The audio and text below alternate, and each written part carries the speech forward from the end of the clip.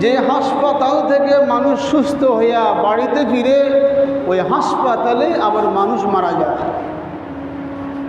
যেই ডাক্তারের পরামর্শ প্রেসক্রিপশন অনুযায়ী ওষুধ সেবন করলে খাইলে রোগী সুস্থ হয়, ওই ডাক্তারের প্রেসক্রিপশন অনুযায়ী ওষুধ ভক্ষণ করলে খাইলে রোগী মারা যায়। হাসপাতালের এক গেট দিয়া লাশ বের হয়, আরেক গেট দিয়া মিষ্টির পোটলা ঢুকে। এক গেট দিয়া এক পাশ দিয়া মানুষ হাসিতে হাসিতে বের হয়, আরেক পাশ দিয়া মানুষ কাঁদতে কাঁদতে হাসপাতাল থেকে বের হয়ে যায়। তো আল্লাহ তাআলা যে সমস্ত নিয়ামত দিচ্ছেন, এই সমস্ত নিয়ামতের অন্যতম একটা নিয়ামত হলো সুস্থতা।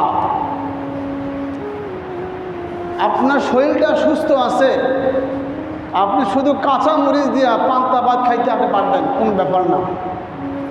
কিন্তু আপনার শরীর অসুস্থ, যদি হাজারো মুরগি পোলাও, রোজ ফ্রাই, গরুর গোস্ত, খাসির গোস্ত সব যদি জমা করে আপনার সামনে, কিচ্ছুই ভালো লাগবে না, তিতা।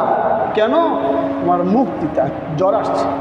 খাবার তিতা না, খাবার মজা হয়নি, খাবার সুস্বাদু, কিন্তু আমার মুখে যে লুচি চলে গেছে, অসুস্থ হয়ে গেছে, দুর্বল হয়ে গেছে, আর কত। তো সুস্থতা আল্লাহ তাআলার বহুত বড় এক নিয়ামত। আল্লাহ পাক রব্বুল আলামিন সুস্থ রেখেই আল্লাহ তাআলার ঘরে আসার এবং বসার তৌফিক দান করেছেন। এজন্য আমরা সকলেই বলি আলহামদুলিল্লাহ।